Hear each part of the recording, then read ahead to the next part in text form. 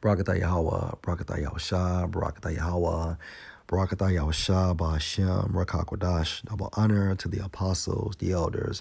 Salutations to you, sincere brothers, teaching the truth and in sincerity. This lesson will be entitled, When Do We Stop Praying for Our Families? For Akim in the truth that have loved ones that don't believe, it's okay to pray for these individuals as long as they are living. There is a fighting chance. Now, whether they are predestined for salvation or destruction, we don't know. That's between them and Yahweh Bashem Mahoshai. On that same token, we cannot allow Satan to use this as a crafty device to prevent us from fighting the good fight. We must work out our own salvation. And according to the scripture, in the Greek for workout, it means your achievement, your accomplishment.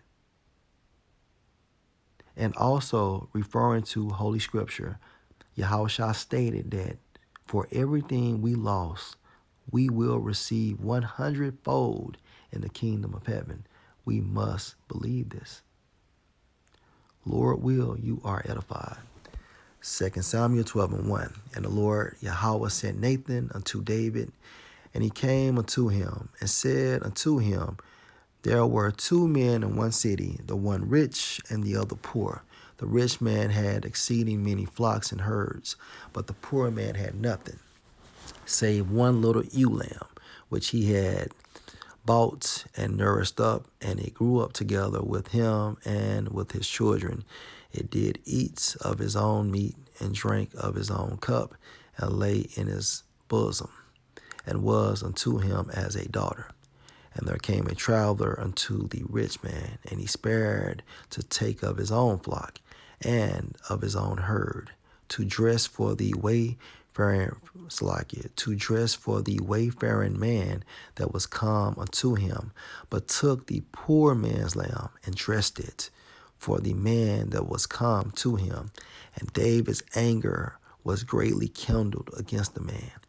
And he said to Nathan, As the Lord Yahweh live, the man that have done this thing shall surely die, and he shall restore the lamb fourfold, because he did this thing, and because he had no pity. And Nathan said to David, Thou art the man. Thus saith the Lord Yahweh power of Israel. I anointed thee king over Israel, and I delivered thee out of the hand of Saul. And I gave thee thy master's house and thy master's wives into thy bosom, and gave thee the house of Israel and of Judah. And if that had been too little, I would moreover have given unto thee such and such things. Wherefore hast thou despised the commandments of the Lord Yahweh, to do evil in his sight?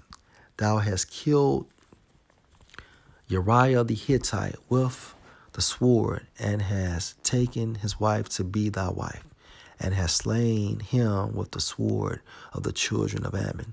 Now therefore the sword shall never depart from thine house, because thou hast despised me, and hast taken the wife of Uriah the Hittite to be thy wife.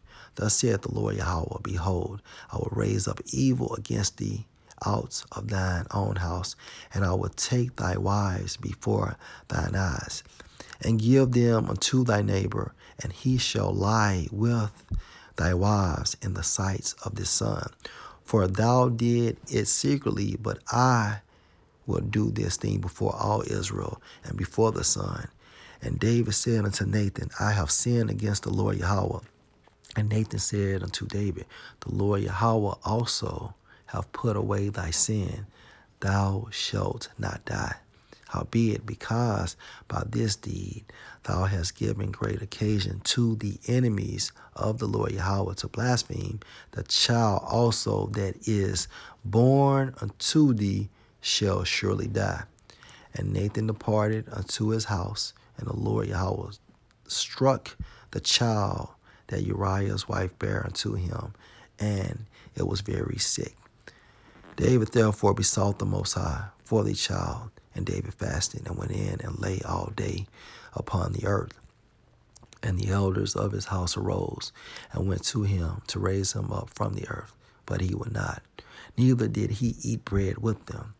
And it came to pass on the seventh day that the child died, and the servants of David feared to tell him that the child was dead. For they said, Behold, while the child was yet alive, we spake unto him, and he would not hearken unto our voice. How will he then vex himself if we tell him that the child is dead? But when David saw that his servants whispered, David perceived that the child was dead. Therefore David said unto his servants, Is this child dead? And they said, He is dead. Then David arose from the earth and washed and anointed himself and changed his apparel and came in to the house of the Lord Yahweh and worshiped. Then he came to his own house, and when he required, they set bread before him, and he did eat. Then said his servants unto him, What thing is this that thou hast done? Thou did fast and weep for the child while it was alive. But when the child was dead, thou did rise and eat bread. And he said, While the child was yet alive, I fasted and wept. For I said, Who can tell whether the Most High will be gracious to me that the child may live? And this is an example on how great King David's faith was, because when we reflect back to verse 14, howbeit, because by this deed thou hast given great occasion to the enemies of the Lord Yahweh to blaspheme, the child also that is born unto thee shall surely die. The prophet Nathan instructed King David that his child would die. But because of King David's faith in Yahweh B'Shem Yahushai, he continued to pray and fast, until the Most High killed that spirit. It's like it killed that child. All right? And it's the same thing for us. As long as these family members are on earth, there is a fighting chance.